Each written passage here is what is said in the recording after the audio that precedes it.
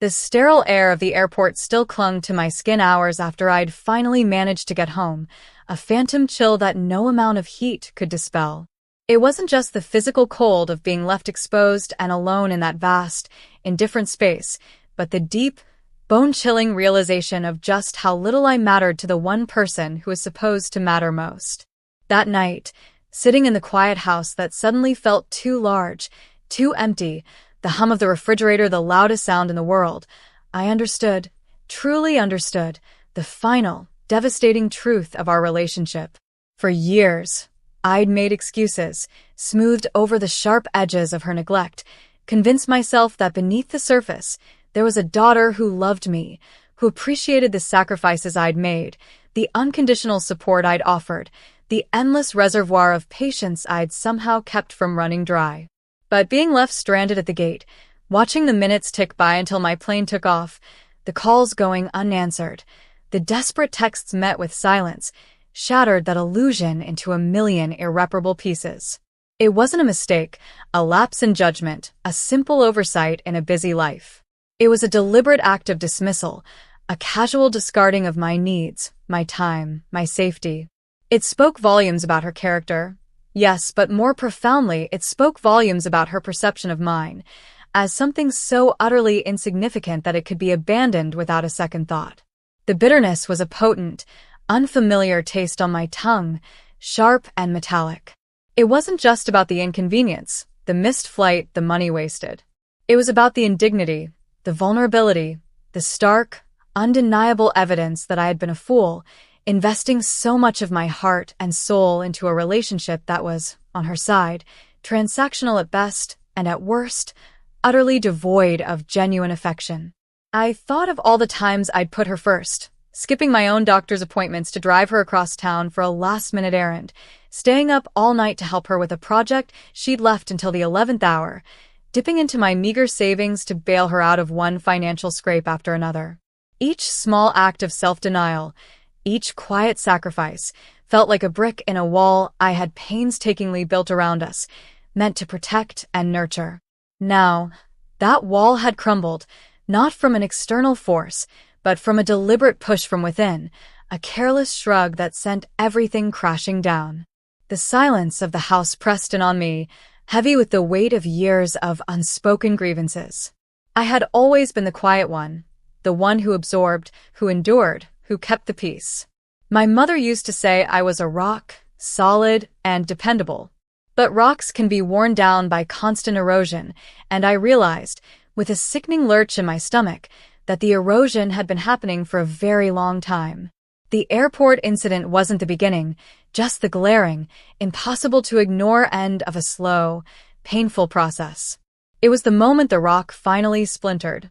I thought about the inheritance, a substantial sum left to me by my own mother, intended to provide security in my later years, perhaps a little comfort, maybe even a small adventure or two. I had always envisioned splitting it equally between my children, a final act of maternal fairness and love. It was tied up in investments, property, things that felt distant and abstract until that night. Suddenly, the inheritance wasn't just money, it was power. A power I had never considered wielding as anything other than a simple distribution of assets after my death. But sitting there, the sting of betrayal fresh and raw, the idea began to form, not out of spite, not entirely, but out of a deep, fundamental need to assert my worth, to draw a line in the sand, to say, finally, that I would not be treated this way. The thought was unsettling at first, a deviation from everything I believed about family, about unconditional love. But the condition had been clearly stated, hadn't it? By her actions, not her words. The condition was that my needs were irrelevant, my feelings disposable. And if that was the case, why would I bestow a significant legacy upon someone who saw me so clearly as just another obstacle or convenience in her path? The air in the house seemed to thicken with the intensity of my emotions. It was a complex brew of hurt, anger, disappointment, and a dawning sense of fierce, protective self-preservation. I wasn't just sad. I was fundamentally shaken. My understanding of my own family, my place within it, was undergoing a seismic shift. The carefully constructed facade of happy family had cracked, revealing the hollow space within. It was a lonely revelation, but in its stark honesty, there was also a strange, nascent sense of liberation. The truth, however painful, was finally out in the open, at least in my own mind. And with the truth came the possibility of action, of reclaiming a sense of agency that I hadn't realized I had lost, piece by painful piece, over the years. The night was long, filled with restless tossing and turning.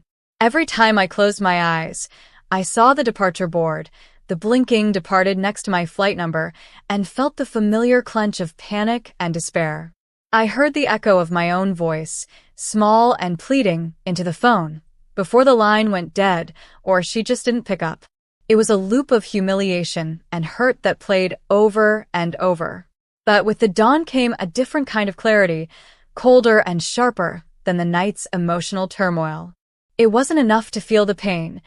I had to acknowledge what it meant, what it demanded. It demanded a response that went beyond tears or quiet suffering.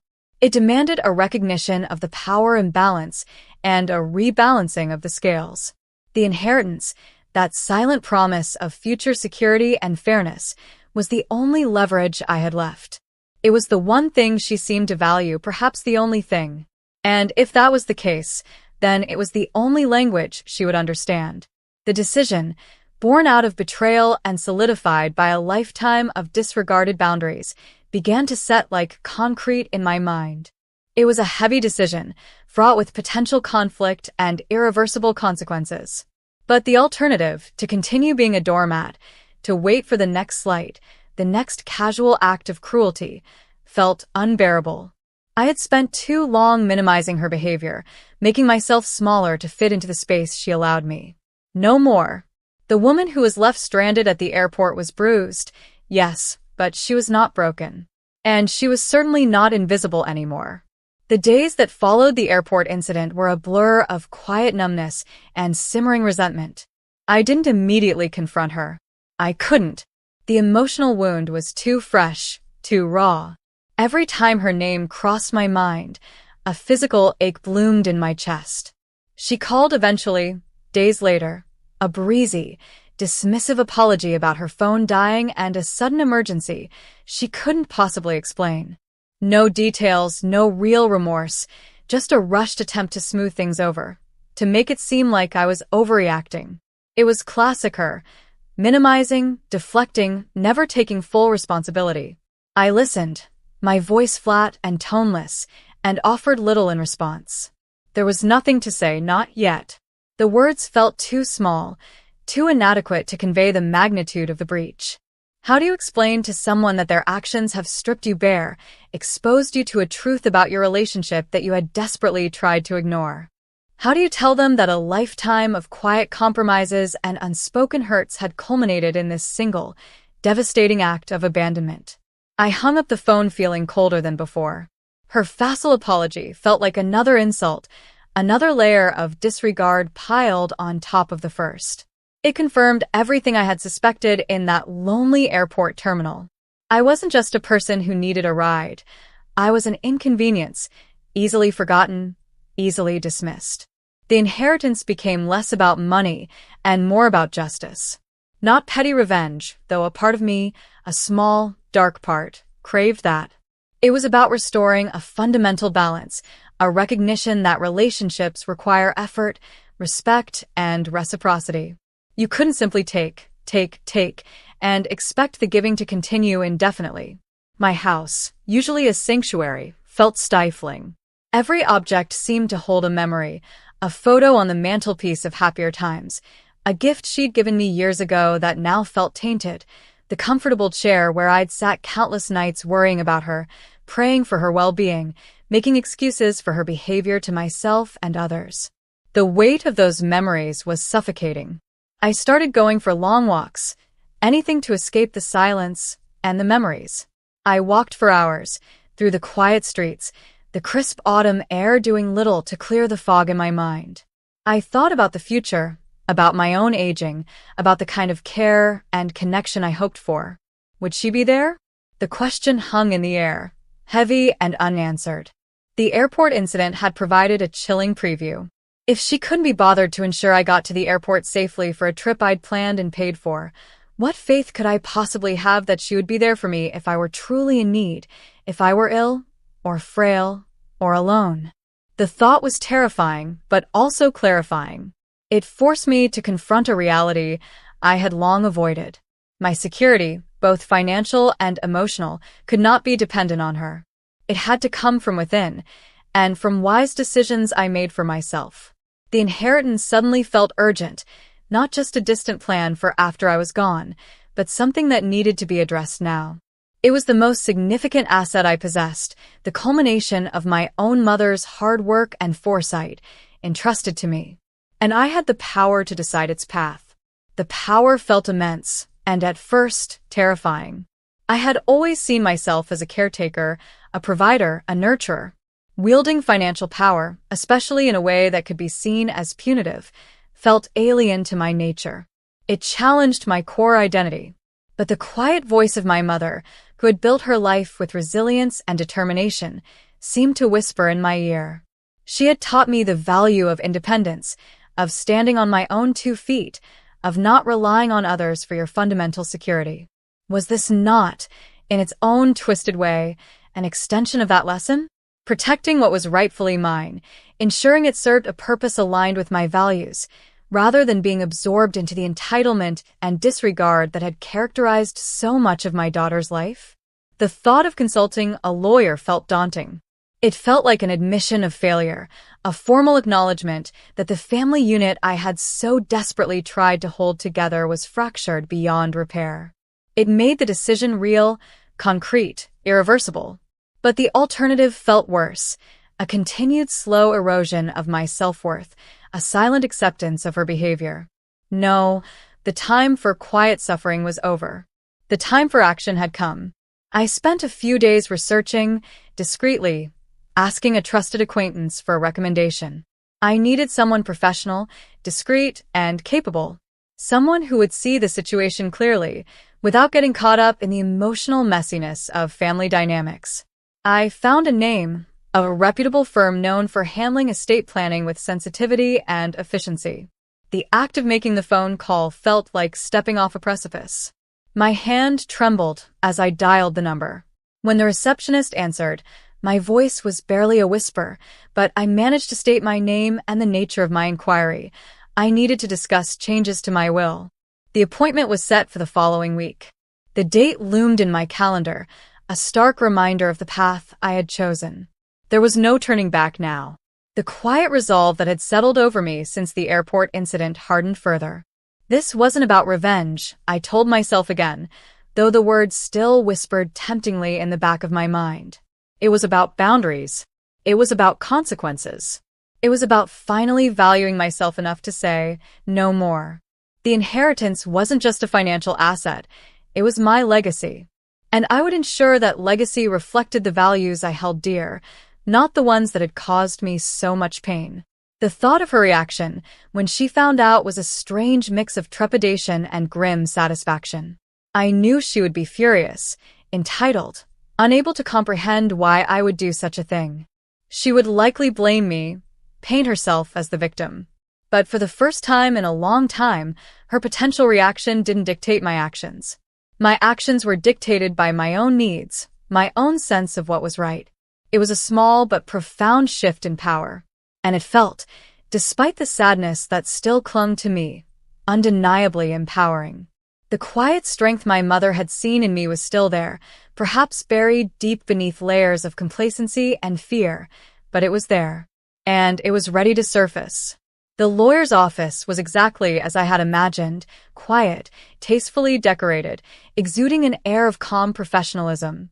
Mr. Harrison was a man in his late 50s, with kind eyes and a no-nonsense demeanor. He listened patiently as I explained, stumbling over the words at first, the raw emotions still simmering beneath the surface. I told him about the trip, the airport, the waiting, the unanswered calls, the crushing realization that I'd been left alone.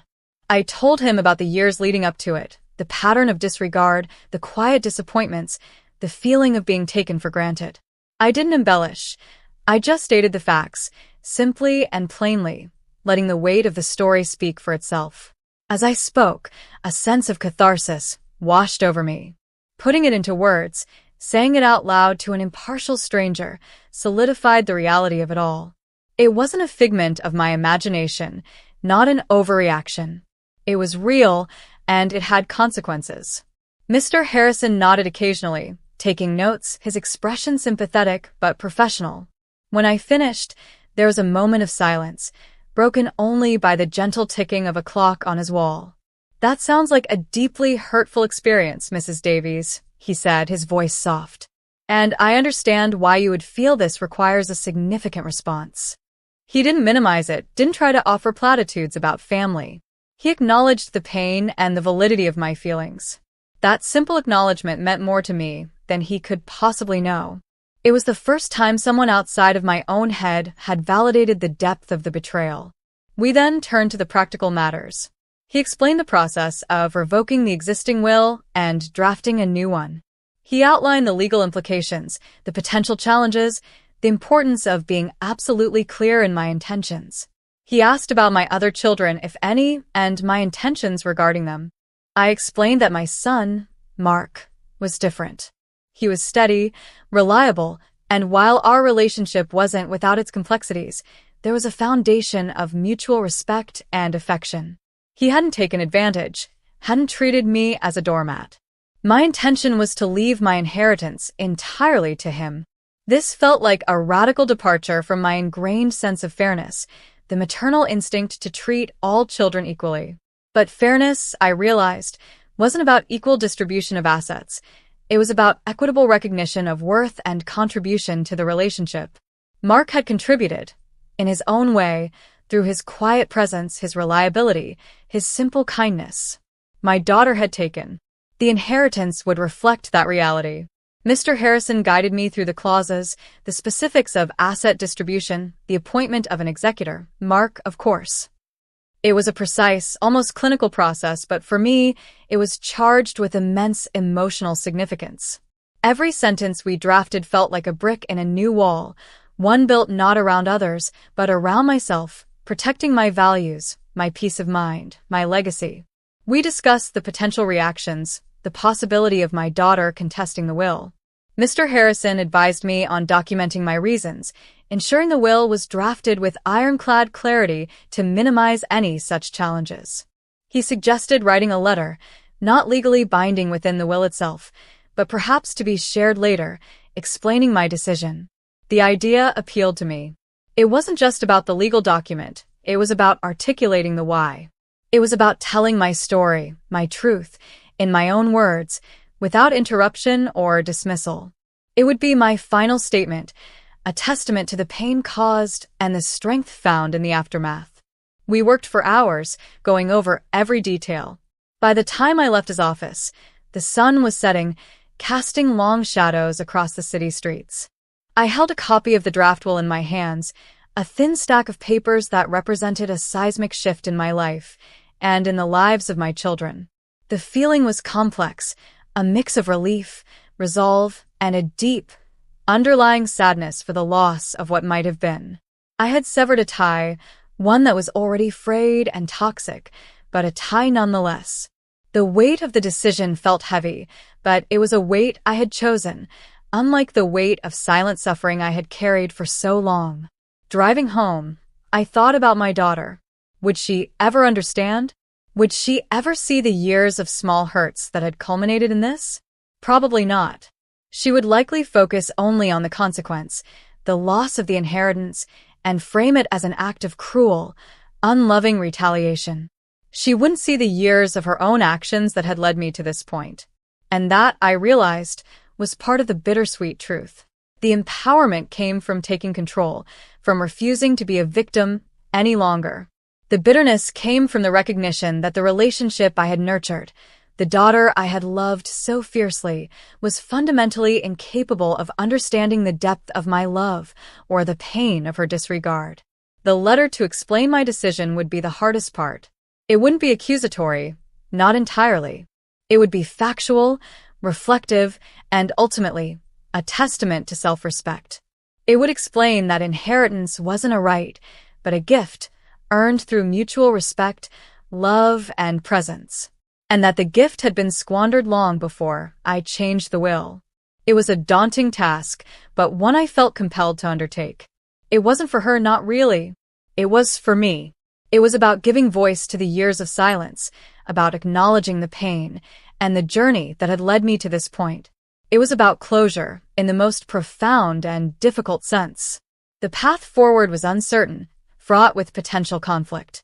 But I faced it with a quiet determination I hadn't known I possessed.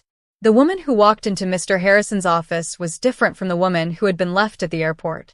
She was still hurting, still sad, but she was no longer powerless. She had found her voice, and she was ready to use it.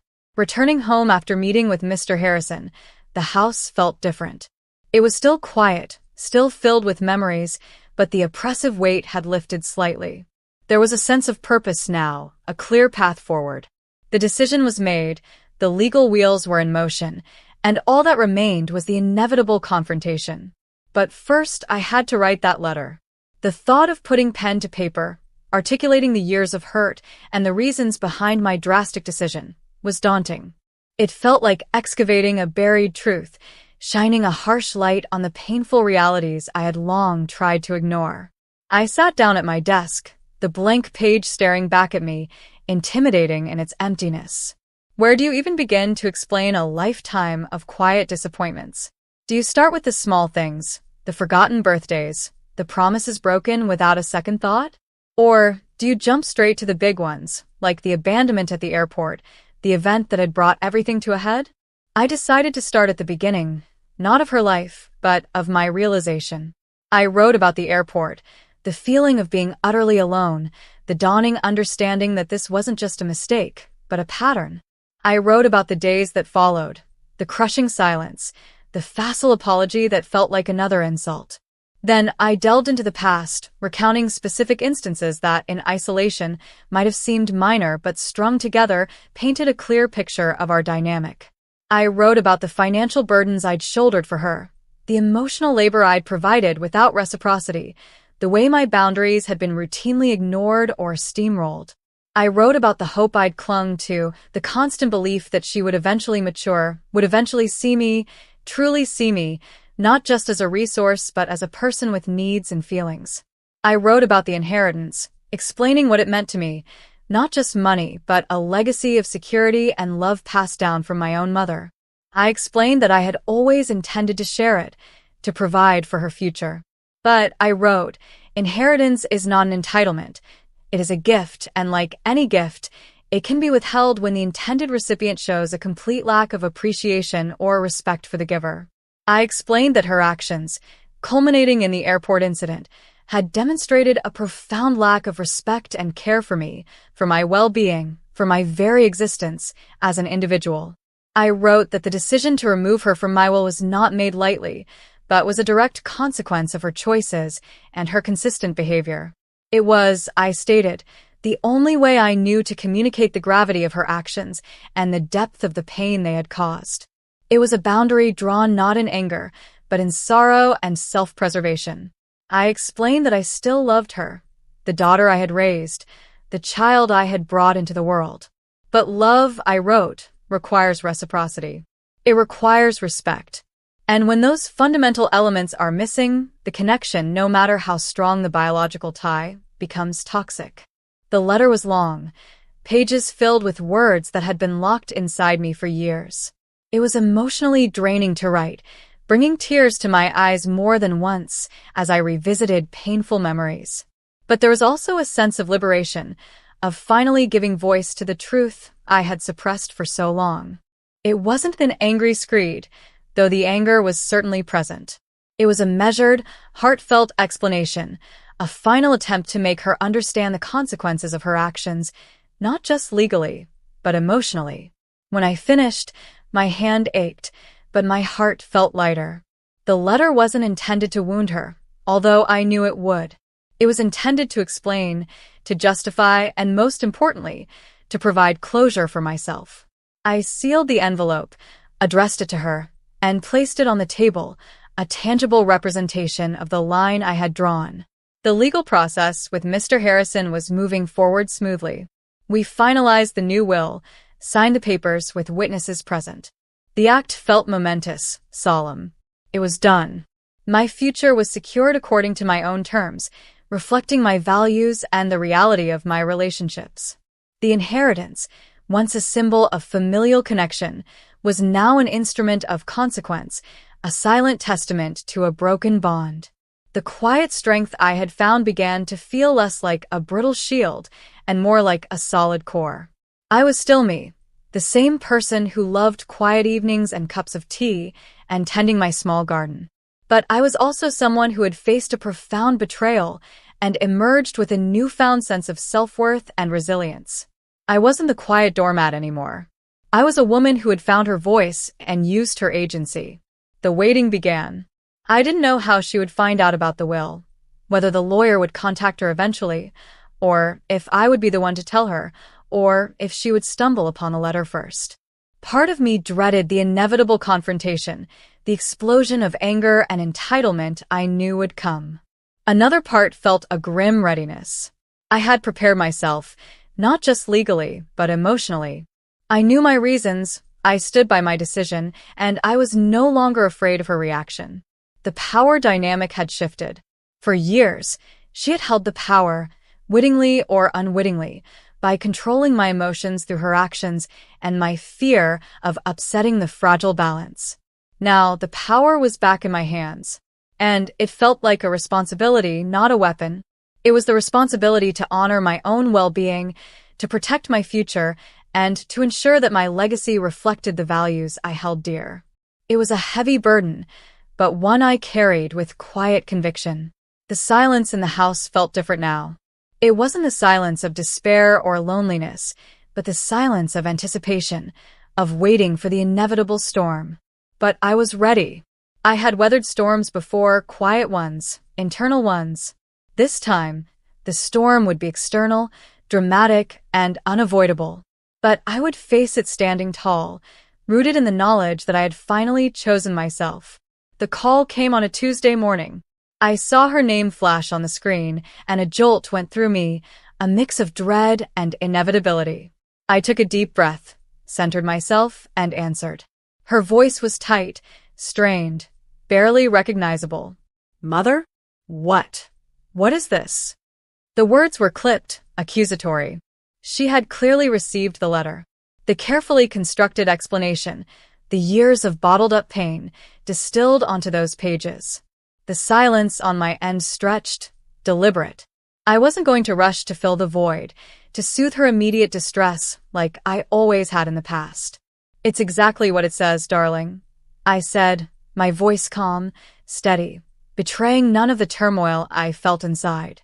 The use of darling was ironic, a callback to a relationship that was now irrevocably altered.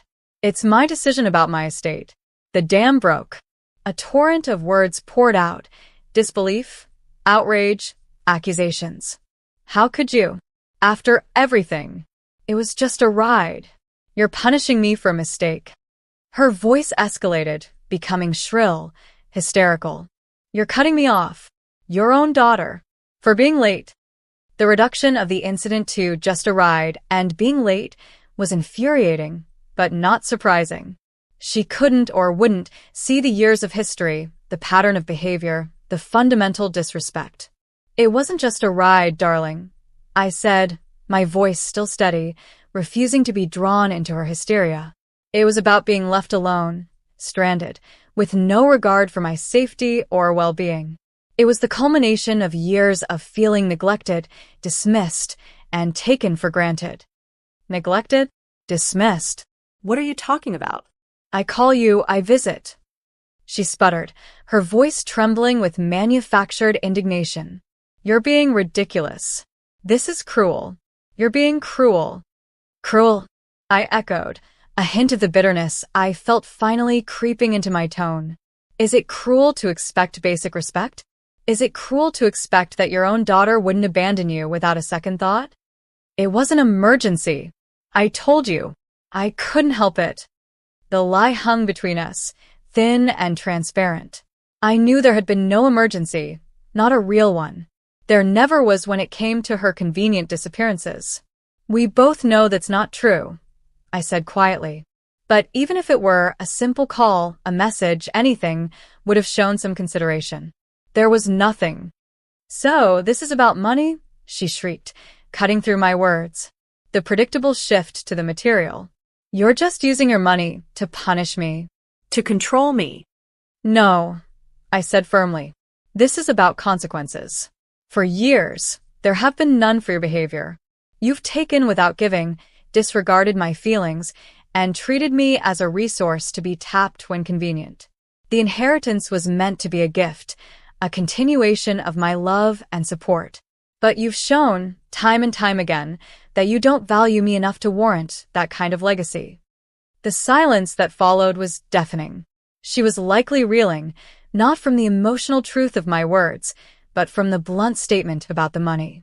You can't do this, she finally whispered, the bluster gone, replaced by a chillingly calm menace. It's not fair. I'll contest it. I'll tell everyone how awful you are, how you've cut off your own daughter. You're free to try, I said, and I realized, with a surprising lack of fear, that I meant it. The will is legally sound, drafted with the help of a solicitor precisely to avoid challenges. And as for telling people, I imagine the story of you leaving your elderly mother stranded at the airport might overshadow any accusations you make. There it was, the inversion. For years, her disapproval, her potential tantrums, had held me hostage. Now, her actions were the weapon in my hand, not used to hurt her gratuitously, but to shield myself. Her silence was longer this time, filled with the sound of her ragged breathing. I hate you, she choked out, the words laced with venom. You're not my mother. My mother would never do this. Your mother is the one you abandoned at the airport, I said, my voice still steady, though my heart ached. It was a bittersweet victory. I had stood my ground, asserted my boundaries, and faced her fury head-on. But the cost was the final shattering of the fragile illusion of our relationship. Goodbye, I said, and before she could respond, I hung up the phone. My hand trembled as I placed the receiver back in its cradle. The silence in the house rushed back in, but it felt different again. It wasn't the silence of waiting or despair. It was the silence of the aftermath, the quiet stillness after a storm has passed. I had faced the confrontation I had dreaded, and I had survived. More than survived, I had stood firm, articulated my truth, and refused to back down. It was a moment of profound empowerment, but it was also deeply, achingly sad. The daughter I had loved and raised was gone, replaced by a stranger consumed by entitlement and anger. The inheritance was secured for Mark, for a purpose that aligned with my values, a decision I knew was right. But the relationship with my daughter was likely irreparable. The air felt lighter, freer, but also tinged with the sorrow of loss. I had gained my freedom, my agency, but at the cost of a familial bond, however flawed it had been. It was a bittersweet victory, a testament to both resilience and heartbreak. The confrontation with my daughter, while devastating in its finality, felt like a necessary amputation. The toxic limb had been severed, and while the wound ached, there was also a sense of relief, of knowing that the source of the infection was gone. The silence that followed wasn't peaceful, not entirely, but it was my own silence, not one imposed by her neglect or punctuated by her demands. Word spread, as I knew it would, not just about the inheritance, but about the airport incident itself. My daughter, in her rage, likely distorted the story, painting me as a heartless villain. But the truth had a way of leaking out, often through those minor characters in my life. The neighbor I'd confided in, the acquaintance who knew someone who knew someone. The narrative wasn't entirely controlled by her. The fact that I had been left stranded was undeniable, a stark, damning detail that was hard to spin. Family members, cousins, aunts, uncles, people I hadn't spoken to in years, started calling. Some were hesitant, probing for details. Others were outright critical, expressing shock and disapproval at my decision. How could you do that to your own child? Was the recurring question, laced with judgment. I answered calmly, explaining the history, the pattern, the airport as the final straw. I didn't rant or rave. I stated the facts, letting the years of neglect speak for themselves. Some listened, their initial judgment softening into understanding, even sympathy. Others remained entrenched in their view, unable or unwilling to see beyond the surface-level outrage of disinheriting a child. Those conversations were difficult, draining. They forced me to relive the pain, to justify my actions to people who had no real understanding of the complexities of my relationship with my daughter. But each time I spoke my truth, I felt stronger. I wasn't hiding anymore. I wasn't making excuses. I was standing in my truth, however messy and uncomfortable it was for others. Mark was incredibly supportive. He didn't pry or take sides initially, just offered quiet comfort and practical help. When I told him about the will, he was shocked, but understood completely when I explained my reasons. He didn't seem motivated by the financial aspect, which was a relief, but by the principle of it. "She shouldn't have treated you like that, Mom," he said, his voice firm. "You deserve better." His simple validation meant the world to me. He saw me, he valued me, and that felt like a balm on the open wound. We talked about the inheritance, about the responsibility that came with it. We discussed my wishes, supporting causes important to me, ensuring my own future security, perhaps setting aside something for his future children, should he have them, in a way that reflected responsibility and earned respect, not just automatic entitlement. It felt good to plan, to think about the future in a way that felt empowering and purposeful. The money wasn't just money, it was potential, a resource to be used for good, for things that mattered. It was a way to create a legacy that wasn't defined by pain and betrayal, but by strength and values. My daughter continued her campaign of defamation, primarily on social media, painting a picture of herself as a wronged, heartbroken child abandoned by a cold, vindictive mother. It hurt to read her words, the twisted narrative she constructed, the outright lies she told. But I resisted the urge to respond publicly, to defend myself in that arena. It would have been a futile battle, one that would only have fueled her fire. My truth was not for public consumption in that way. It was for those who were willing to listen with an open heart. Some people, unfortunately, sided with her, drawn in by her dramatic portrayal of victimhood. It stung, but I reminded myself that their judgment was based on incomplete information and their own biases about family dynamics. I couldn't control their perceptions, only my own actions and my own peace of mind. I found solace in the quiet routines of my life, my garden, my books, the occasional coffee with a trusted friend who had stood by me. These small pockets of peace became my anchor in the storm. I reflected on the years I had spent trying to mold myself into the mother she wanted, the mother I thought I was supposed to be. I had prioritized her needs, her desires, her convenience, often at the expense of my own. The airport incident, in its brutal clarity, had forced me to stop. It had forced me to see that my worth wasn't dependent on her approval or her affection. It was inherent. The inheritance, and my decision regarding it, became a symbol of that realization. It wasn't about the money itself, but about the right to choose, the right to set boundaries, the right to demand respect. It was about reclaiming my agency, my voice, my sense of self that had been slowly eroded over the years. The bitterness lingered, a quiet ache, but it was tempered by a growing sense of freedom. The tangled web of obligation and unspoken resentment that had bound me to her was gone. I was free to live my life on my own terms, without the constant fear of her disappointment or the burden of her demands. The future felt uncertain, perhaps lonelier in some ways, but it was my future to shape. The power dynamic had irreversibly shifted.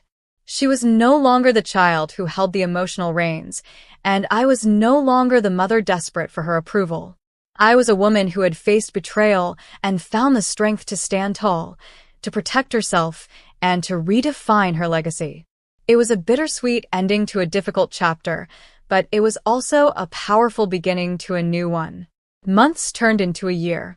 The initial storm of my daughter's reaction and the ensuing family drama began to subside, replaced by a tense, awkward silence. We didn't speak. She made no further attempts at contact, save for the occasional, cold message relayed through a distant relative who clearly felt caught in the middle. I didn't reach out either. There was nothing left to say that hadn't already been said, either through words or actions. The chasm between us felt too wide, too deep to bridge. My life settled into a new rhythm. I focused on my own well-being, on nurturing the relationships that were healthy and reciprocal. Mark visited often, bringing his quiet strength and steady presence. We talked about everything and nothing, enjoying the simple comfort of each other's company. He never spoke ill of his sister, nor did he defend her. He simply existed in the present, acknowledging the reality of the situation without dwelling on the pain. I appreciated his approach. It allowed me space to heal without forcing me to constantly revisit the wound. I continued my long walks, but now they were less about escaping and more about finding peace.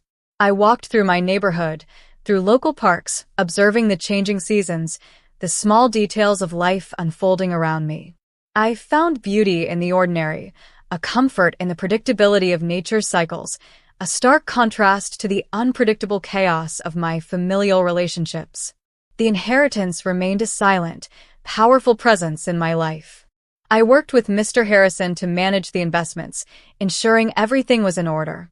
Knowing it was there, secure and aligned with my wishes, provided a deep sense of peace and control.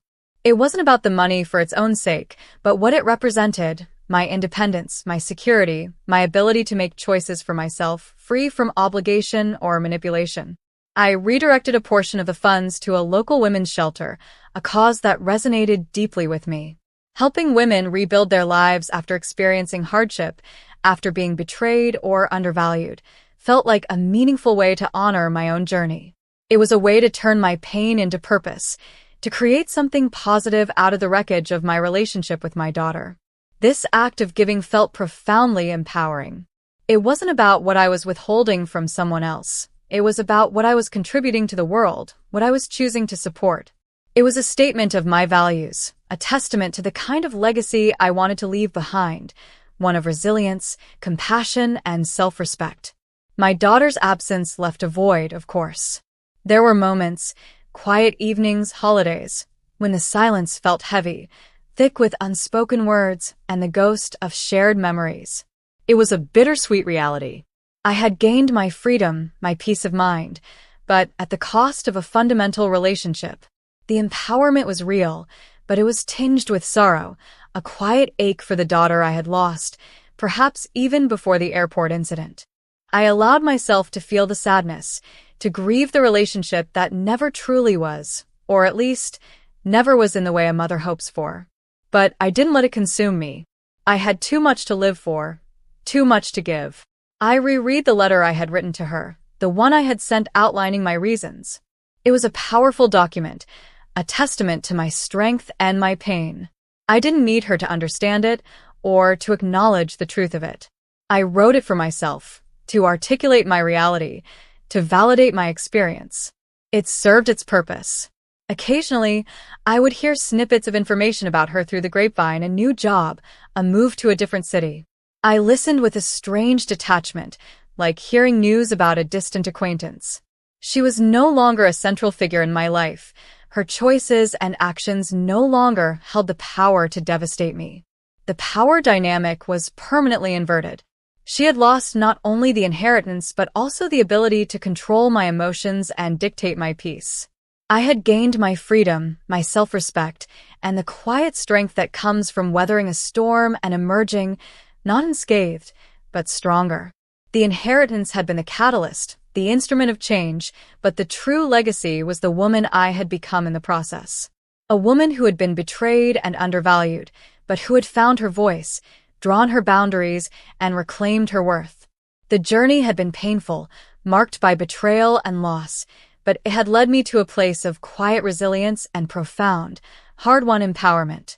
The airport had been the end of one story, but it was also the beginning of another, one where I was the author of my own narrative.